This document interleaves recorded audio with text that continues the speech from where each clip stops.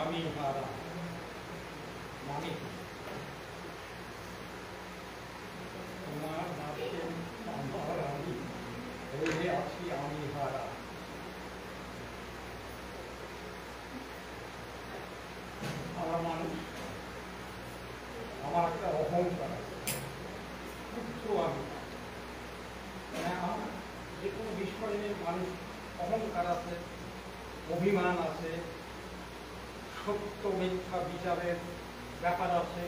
কেমন যখন সদ্গুরু লাভ হয় তখন তাতে সত্যানুসরণ একটা কথা, বিস্তারে অস্তিত্ব হারাও কিন্তু নিভে যেও না, বিস্তারী জীবন বিস্তারী প্রেম। তাহলে তোমার মাঝে আমার আমি হয়ে আছি আমি হারা, সে যদি না হওয়া যায় তাহলে তার ভাবনাতে সুখ, সুখ হলে ঘর ছাড়া, এই যে কথাগুলো আছে কত সুন্দর কথা। কেমন তাহলে তোমার মাঝে আমার আমি, আমি যে একজন ব্যক্তি, আমার অহংকার আছে, মান আছে, অভিমান আছে, দম্ভ আছে। তুমি যে পরম পিতা পরমেশ্বর, তুমি বিশাল বৃহৎ, তোমার এই উগ্রতা নেই, উচ্চতা নাই। তাহলে আমি তোমার সঙ্গে যখন মিলে যাই আমার ক্ষুদ্র অহংকার, সত্য মিথ্যা, যেমন একটা উদাহরণ দিই, খুব বিতর্কিত বিষয় কিন্তু সেই কুরুক্ষেত্র যুদ্ধ হচ্ছে, দ্রোণাচার্যকে মারা যাবে না, তাকে যতক্ষণ না পর্যন্ত অবসন্ন করা যাবে এবং একমাত্র তার পুত্রের মৃত্যুকে সে অবসন্ন করতে হবে। কুরুক্ষেত্রে দ্রোণাচার্য মহাধনুর্ধর যুদ্ধ করছে। এবারে অশ্বত্থামা হচ্ছে দ্রোণাচার্যের ছেলের নাম, আর অশ্বত্থামা বলে একটা হাতি সেদিন যুদ্ধে মারা গেছে। পরম পুরুষ শ্রীকৃষ্ণ তিনি তো সবসময় ছলে বলে কৌশলে, একটা কথা আছে ধর্মশাস্ত্রের, ছলে বলে কৌশলে, সত্যানুসরণে বলা আছে, ছলে বলে কৌশলে সর্বভূতের মঙ্গল কামনায় যিনি ব্যস্ত তাই অনুসরণ করো, মঙ্গলের অধিকারী হবে। তাহলে যুদ্ধে অশ্বত্থামা হাতি মারা গেছে। অর্জুনকে শ্রীকৃষ্ণ বললেন যে বলো অশ্বত্থামা হত। অর্জুন কিন্তু সঙ্গে সঙ্গে বললেন অশ্বত্থামা হত। দ্রোণাচার্য বলে এমনই ব্যক্তি, সে যুধিষ্ঠিরের কথা ছাড়া বিশ্বাস করে না কাউকে।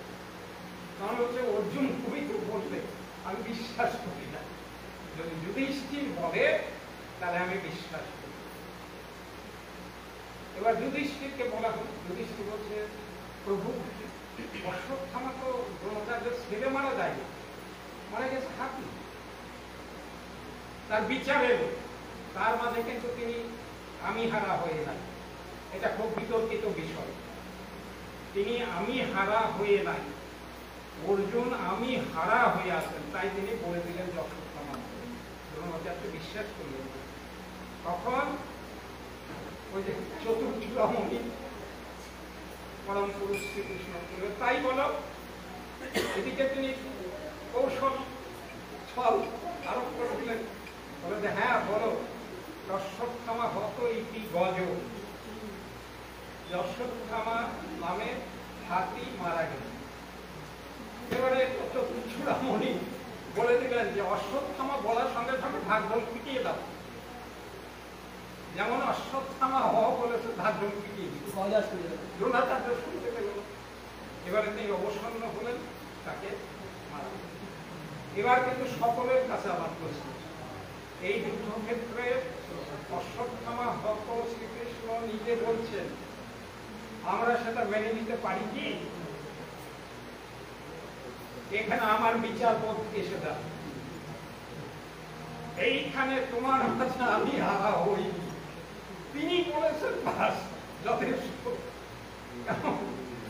তাই তোমার মাঝে আমার যে অহংকার, আমার যে রাগ, আমার অভিমান, সবগুলোকে করে যদি আমি তার মতো তার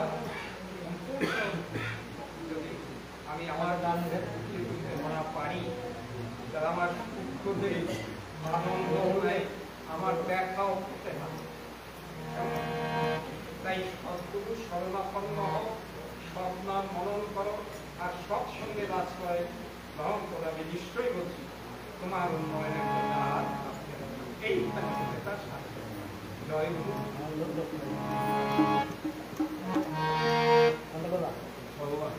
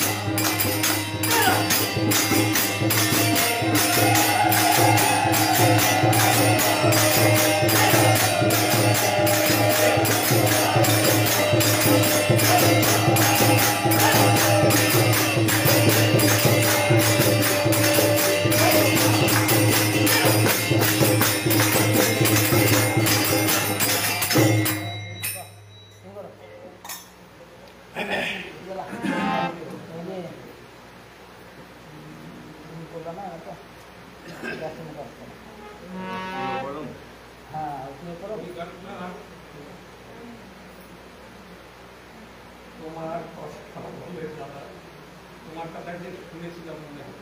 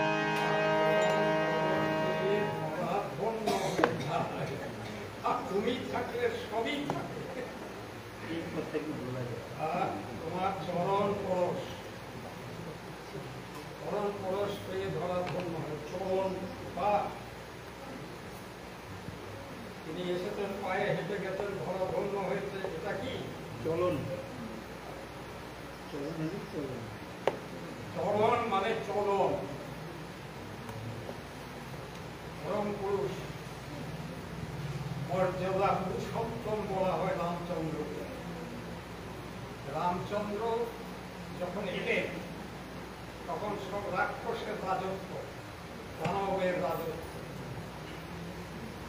সভ্য আর অসভ্য, আর্য অনার্য, অনার্য আর আর্য কারা?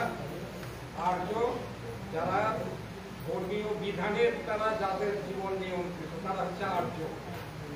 অনার্য যাদের জীবনে ধর্মীয় বিধান নেই, যা ইচ্ছা তাই দেবে। রাবণ খুশি হলো শিবকে তুলে নিজের মন্দিরে যেমন যত গ্রহ নক্ষত্র যাদের দ্বারা মানুষের ভাগ্য নিয়ন্ত্রিত, রাবণ সবকে বন্দী করে নিয়ে তার নিজের। তাই তার চলন হচ্ছে অনার্য, অভদ্র, অমানবিক। এই আর্য অনার্য, ভদ্র অভদ্র অমানবিক আচরণকে ধ্বংস করার জন্য মর্যাদা পুরুষোত্তম রামচন্দ্র তিনি কি করলেন? প্রথমে মুনি ঋষির যোগ্য তক্ষ সব নষ্ট করে দিতে পারেন, তাদের তিনি মারলেন। তাই চলন মানে পা নয়, চলন। তিনি তার কর্মের দ্বারা ওনাকে ধন্য করেছেন।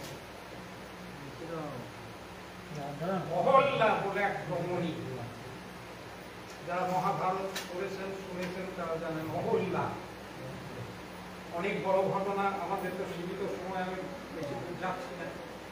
তিনি তার স্বামীর সাথে পাথর হয়ে গেছিলেন, পাথর হয়ে পড়েছিলেন পরম পুরুষ রামচন্দ্র। এইখানে তার চরণ, তিনি নিজে সেখানে গেলেন, তার উপর চরণ রাখলেন। অহল্যা তার প্রস্তর মুক্তির থেকে মানবী হয়ে তার জীবনের মুক্তি। এটাও চরণ, কিন্তু চরণের মধ্যে দিয়ে তিনি সেখানে গেলেন বাস্তবে। ঘরে বসে নয়, রাবণ তো যা করেছিল তা তো করল। পরম পুরুষ শ্রীকৃষ্ণ এলেন, মানুষের এই যে অহংকার যেটা বললাম, এই তাদের কৌরবদের কথা বিনা যুদ্ধে নাহি দিব সুচক্রমে দিব, সূচের মুখে যেটুকু মনে ওঠে সেটাও আমি দেব না, এত অহংকার। এখানেই শেষ নয়, দ্রৌপদীকে প্রকাশ্য রাজসভায় নিয়ে এসে বিবস্ত্র করা হচ্ছে। এই যে অমানবিক, অসামাজিক, অনৈতিক চলন তিনি নিজের ছলে বলে কৌশলে এবং পাণ্ডবদের দ্বারা তার ভক্ত অনুগামী তখনকার দিনে যে কজন ছিল, এই যে এখন আমরা কৃষ্ণ নামে অত্যন্ত ব্যাকুল হই, ক্ষতি নেই, এটা ভালো, কিন্তু গোড়ার দিকে কি আমরা তাকিয়েছি?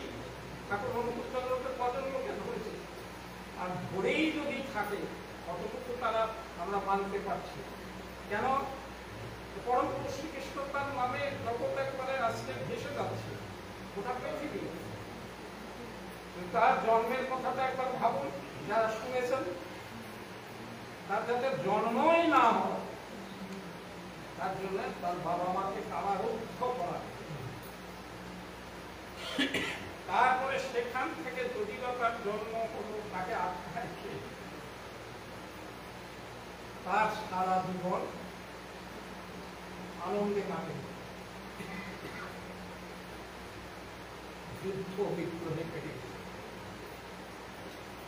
কিন্তু তিনি তার চরণের দ্বারা, তার কর্মের দ্বারা পৃথিবীকে মুক্ত করেছেন। এখন এখানে কিন্তু বিতর্ক, আমি সবার কাছে মাপ চেয়ে নিচ্ছি। পরম পুরুষ শ্রী ঠাকুর অনুকূলচন্দ্র কে, এই কথা বলতে গেলে একটু বিতর্ক এসে যায়, কাজে আমি সেই বিতর্কে যাচ্ছি না। প্রথম কথাই হচ্ছে, গীতাতে বলা হচ্ছে যখন যখন ধর্মের গ্লানি হয় তখন তখন আমি আসি। এই কথাটা আমরা আমাদের পাণ্ডিত্যকে কতটুকু মানতে পেরেছি আমায় ক্ষমা করবেন, এটা হয় না, মানা যায় না। কেমন? তার কারণ শ্রীকৃষ্ণ যখন এসেছিলেন তখন লোকে মানেনি, মাত্র 5 ভাই আর কয়েকজন লোক তাকে মেনেছিল। কুরুক্ষেত্রের যুদ্ধ তাকে নিয়ে করতে হয়েছিল, অত চরম অন্যায়। একজন নারীকে প্রকাশ্য রাজসভায় উলঙ্গ করছে, ভাইদের তাড়িয়ে দিচ্ছে, আর অরাজকতা তো আছে। সেখানে তিনি দাঁড়িয়েছেন। মানুষ কিন্তু সেদিন দলে দলে মানুষ তার কাছে যায়নি, বরং বিরোধিতা করে। কংস, কৌরব, শিশুপাল, জরাসন্ধ তাকে মারার চেষ্টা। এটাই হচ্ছে পরম পুরুষের, তিনি যে প্রিয় পরম রূপে তুমি আসবে ধরা। এই যে প্রিয় পরম রূপে যখন আসেন তাকে মানুষ ভালোবেসেছ, কত আঘাত পেয়েছ, পরম পুরুষ শ্রীকৃষ্ণের জীবনেই ঘটেছিল। মহাপ্রভু তাকে তখন বলা হয়েছিল এক ফুল মালি এক পদ্ম পুকুরে ফুল তুলতে দেবে মহাপ্রভু জীবনে। তো সে পুকুরে প্রচুর সাপ, জলে নামার আগে বলতো, প্রভু আমি যেন ফুল সব তুলতে পারি, ভালো ফুলটা তোমাকে দেব, কে তুমি এটা তো তার পক্ষে। এবার বাজারে যেমন মালিক ফুলের ডালা নিয়ে রাখতো, মহাপ্রভু নিমাই গিয়ে ভালো ফুলটা তুলে, কারণ জলে নামার আগে সে প্রতিজ্ঞা করে প্রভু তোমাকে দেব, কিন্তু বলতে নাই কে এসে, তিনি যে এসেছেন এই বলি ঝগড়া বাকি। আরো নবদ্বীপের ভাবে কুমারী মেয়েরা সব পূজা দিতে যেত, তার পূজা জীবনের সব কিছু প্রার্থনা তার চরণে নিবেদন করে যেত, কিন্তু সে বলতে নেই আকাশে আছেন তিনি, এই বোধ আমাদের। কেউ মনে কিন্তু না যদি প্রশ্ন তাকে পরে করবে, আমি উত্তর দেব। তো মহাপ্রভু যে সেই পূজার থালা থেকে তুলে দিতে। কারণ পণ্ডিতের কাছে যারা নালিশ করত, পণ্ডিত থাকতে বলছে এইটা বুঝি সেইটা হবে, জগন্নাথ মিশ্রের পুত্র বেটা, এইটা বুঝি সেইটা। পণ্ডিতদের এই ভাবে কুপুত্র বলা হয়েছে মহাপ্রভুকে। এই হচ্ছে আমাদের পরম দয়াল শ্রী ঠাকুর। তুমি থাকলে সবই থাকে। আমি একটু প্রসঙ্গে যাচ্ছি যে এক কুষ্টিয়ার এক বড় ডাক্তার, খুব নাম করা ডাক্তার, তো তার একমাত্র সন্তান মারা গেল। আর এত বড় ডাক্তার, যার নাম শুনলে রোগী সুস্থ হয়ে যায়, তিনি হতাশ হয়ে গেলেন। আমরা কি আছে, আর তো কেউ আমাকে বাবা বলে ডাকবে না। তার মনেই প্রশ্ন থাকে,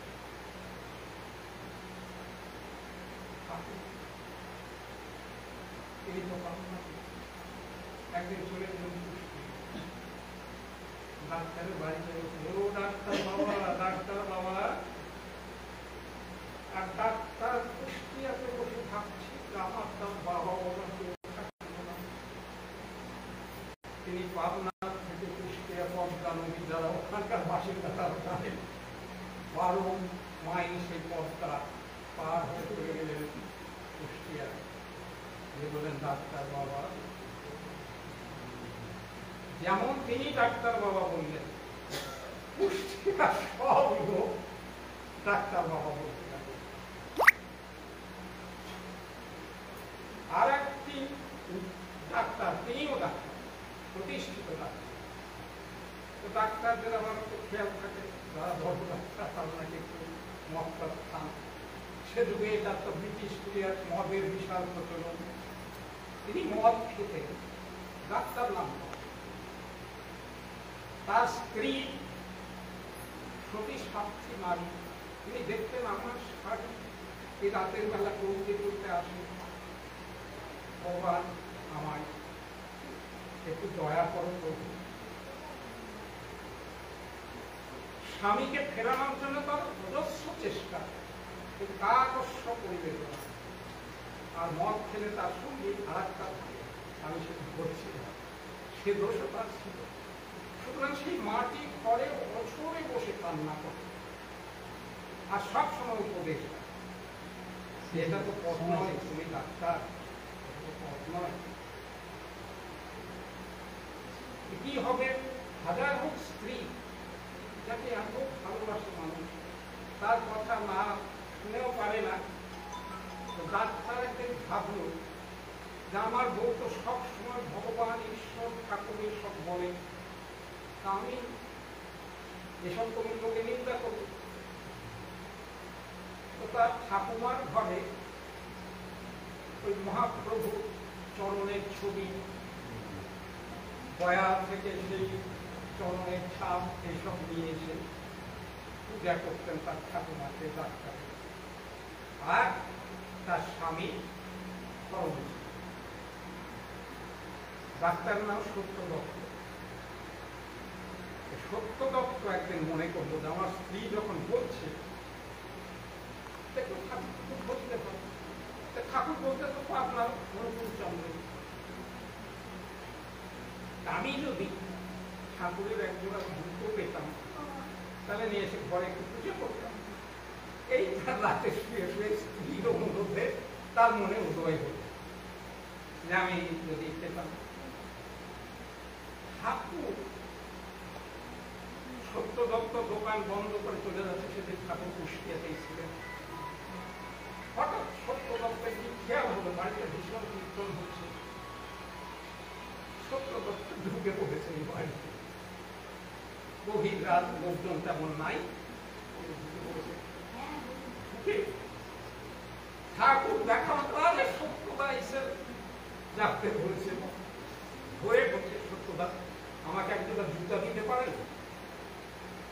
ভাবে যে আগের দিন রাতে সত্য দত্ত তার স্ত্রীর অনুরোধে ভাবছিল ঠাকুর ঠাকুর ধরলে হয়, কিন্তু গুরু টুরু এসব খুব ভণ্ড মানুষের এই ভাবনা। সেখানে মানুষের কাছে যাবে না, খরম নেবে। ঘরে বসে ভাবছেন ঠাকুরকে এখন ভগবান বলে লোকে, ঠাকুরের একজন ঢুকে পেলে আমি পূজা করতাম। সত্য তথ্য যাওয়া মাত্র ঠাকুর জুড়ে ধরে সত্যতা আমাদের ঢুকে দিতে পারেন। তখন সত্য বলছে ঠাকুর এখন সকাল 12টা, এখন তো দুটো দোকান সব বন্ধ হয়ে গেছে, চলবে না। দোকানে যে বড় এক দোকান খোলা আছে, মাল পোশাক হচ্ছে। সত্যদা মনে মনে ভাবছেন জানি পাকলে আমি ঘরে শুয়ে ভাবলাম অথচ ঠাকুরই তখন। যাই হোক, সত্যদা তাকে জুতো কিনে দিলেন, পুরানা জোড়া থাকলো, নতুন জোড়া পায়ে দিয়ে ঠাকুরের কি আনন্দ। সত্য তো জুতো চেয়েছে। ঠাকুর বলছেন এই সত্যদা কাজ করেন, এই জোড়া আর আমি নিয়ে যাই কি করবো, এই জোড়া আপনি নিয়ে যান। কোন কথা? সত্য লজ্জা ঘৃণা ভয় সব চলে দিচ্ছে। ঠাকুরের এই জুতো মাথায় নিয়ে বাড়ি চলে যাচ্ছে। দেখছে এক চায়ের দোকানে কিছু লোক বসে আছে, সাধারণ লোক। ঠাকুর যে জুতো পায়ে দিতে লোকে সব চিনত যেটা ঠাকুরের পায়ের জুতো। এক লোক খুশ করে কথা বলছে, সত্য ডাক্তার ওই ভণ্ডের পাল্লায় পড়ে গেল। আর সত্য ফিরে তাকিয়েছে। কে বলল? শেষ পর্যন্ত স্বীকার করে চলবে। আপনি সময় বললো তুই কোথায় শুনলি? সময় হয়ে গেছে, ধনী হয়ে যাক, তারপর বসে আবার কথা বলে না। হ্যাঁ, টাইম পার হয়ে যাচ্ছে। কতক্ষণ? 1.5 ঘন্টার সৎসঙ্গ তো আমি কতক্ষণ হয়? 38 শেষ হয়, 38 শেষ হয়। 3 মিনিট পার হয়ে 6টা 8-এ আরম্ভ হয়েছে। হ্যাঁ, 7টা 8-এ 1 ঘন্টা হয়ে গেছে। হ্যাঁ, আর 38 আমি কথাটা শেষ করি। ঘটনা হচ্ছে আমরা তো অপব্যয় অনেক সময় করি, এসব কথা জানে কি? ধনীর পরে বসে কথা বলে না, আবার বসে কথা বলে। টাইমটা আচার্য নির্দেশ মানা কথাটা যাচ্ছে। শেষ করি, তারপরে শেষ করি। 5 মিনিট না হয় দেরি হবে, কি আছে? ঠাকুর আজগুবি নন, এটা আমি আগেই বলেছি যে এবার পরিবর্তন অতি চমৎকার, নিজে নাহি যেন অন্য কোন ছাড়। ঠাকুরের কথা বোঝার ভাগ কেমন? সেই সত্য দত্ত যে সাধু সন্ত হয়ে যায়, সেই সত্য দত্ত তার জীবনের প্রতি গেল। তার স্ত্রী তার যে প্রার্থনা ছিল, সেই প্রার্থনা তার মঞ্জুর হয়েছে। এই হচ্ছে সেই প্রিয় পরম। তিনি আসলেন যখন, তখন ধরা সারা পৃথিবী ধন্য হয়ে যায়। কেমন? সুতরাং ঠাকুর অনুকূল চন্দ্র দিয়ে এই বিষয়টা কিন্তু খুব সাবধান ব্যাপার। তাই আজকে যে সৎসঙ্গ, যে ইচ্ছাতেই হোক, প্রথমে বলা হয়েছে সিংহাসন কেনা হয়েছে, নতুন সিংহাসনে তাকে বসানো হয়েছে, এটা ভালো। কারণ তিনি থাকলে সবই থাকে। তাই এই তিনি কে এইটা বুঝতে হবে। ওই ফুলমালি বুঝেছিল না, মহাপ্রভুকে বাধা দিয়েছিল, ঝগড়া করে, এটাই হয়। তাই যুগে যুগে যখন তিনি আসেন, তিনি জাহির করেন না যে আমি সেই ব্যক্তি, কিন্তু যেগুলো আমার বিধান আছে, শ্রীমদ ভাগবত তার পায়ে আসবে। শ্রীমদ ভাগবতের 12 স্কন্ধে এক জায়গায় বলা আছে যে কলি শেষে এমন অবস্থা আসবে যখন মানুষ মানুষকে মানবে না, কেউ কাউকে মানে না। কথাটা সত্য কি? এমন সময় আসবে কেউ কাউকে মানবে না, টাকা দিয়ে সব হবে। মায়েরা আছেন, কেউ কিছু মনে করবে না, যারা বয়স্ক মানুষ আছেন তারা বুঝবেন। অবলা প্রবলা হবে এই কলিযুগে, ভাগবতে লেখা আছে। সন্তান সন্ততির মা বাবার কথা শুনবে না, এই রকম যখন পরিস্থিতি হবে, ধর্ম কথা লোকে বলবে, মানবে না, এইরকম পরিস্থিতি হলে একজনের জন্ম হবে, এক মহাপুরুষ নেমে আসবেন।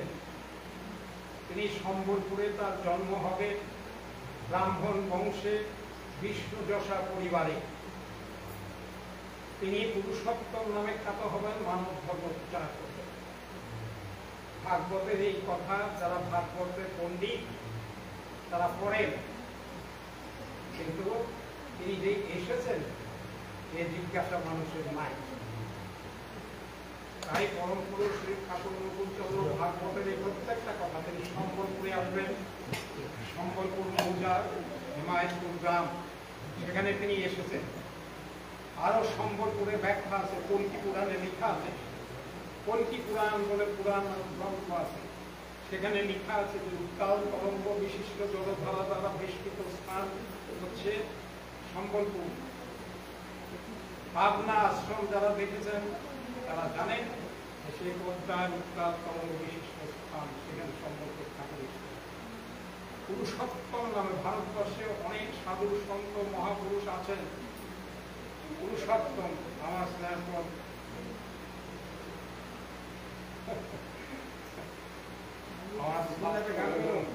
ঠাকুরকে ধরে আছে, কেমন সময়ের কথা বলেছে,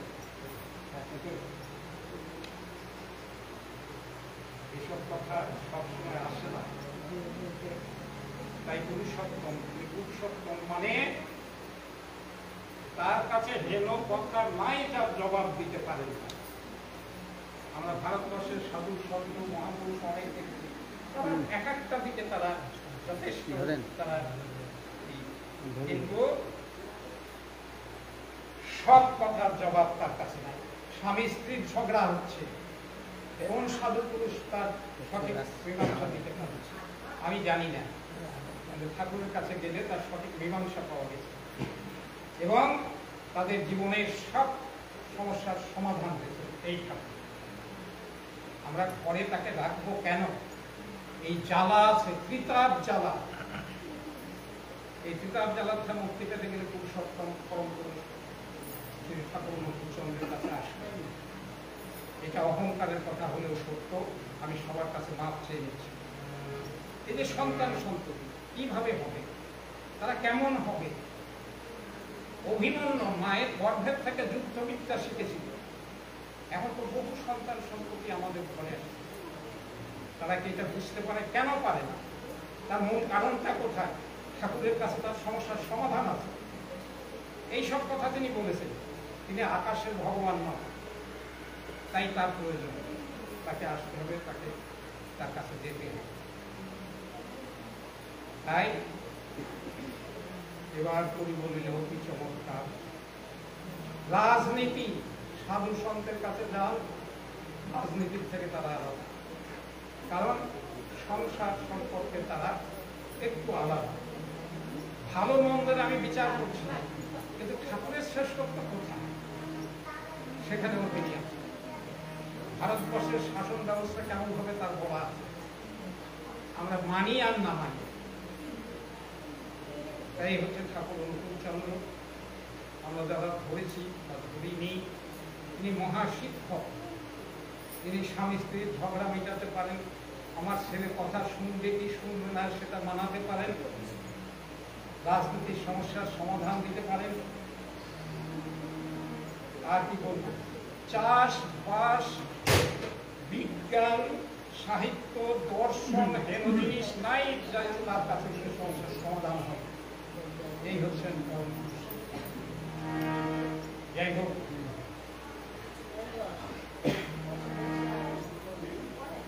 আমাদের আমাদের ধ্বনি দিয়ে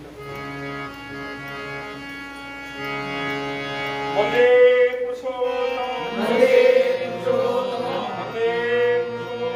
বন্দে পুরুষোত্তমম, বন্দে পুরুষোত্তম, বন্দে পুরুষোত্তমম। অরুণ প্রেমময় শ্রী শ্রী ঠাকুর অনুকূলচন্দ্র কি জয়। অরুণ প্রেমময় শ্রী শ্রী ঠাকুর অনুকূলচন্দ্র কি জয়। অরুণ প্রেমময় শ্রী শ্রী ঠাকুর অনুকূলচন্দ্র কি জয়।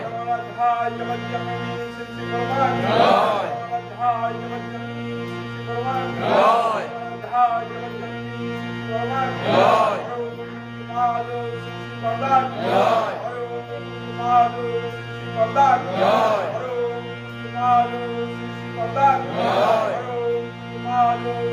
আচার্যদেব জয়।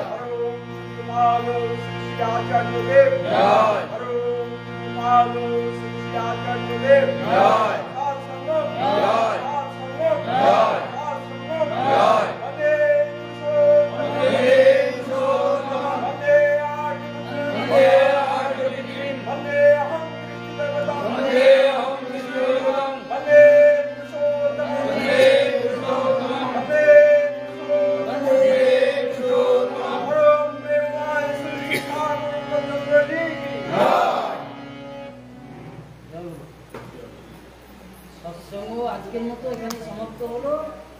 সকলে ঠাকুর প্রণাম করে একসাথে প্রসাদ নিয়ে যাবেন। আগামীকাল নেহালবাগে আমাদের শ্রদ্ধেয়া হ্যাঁ হ্যাঁ হ্যাঁ। স্বপ্না দাস ওই একটা আছে। মায়ের বাড়িতে একটা সৎসঙ্গ আছে সন্ধ্যে 7টা থেকে যাদের সুযোগ হবে চলে যাবে আর বহরমপুর বলা কাপড়াতে একটা আছে নাকি?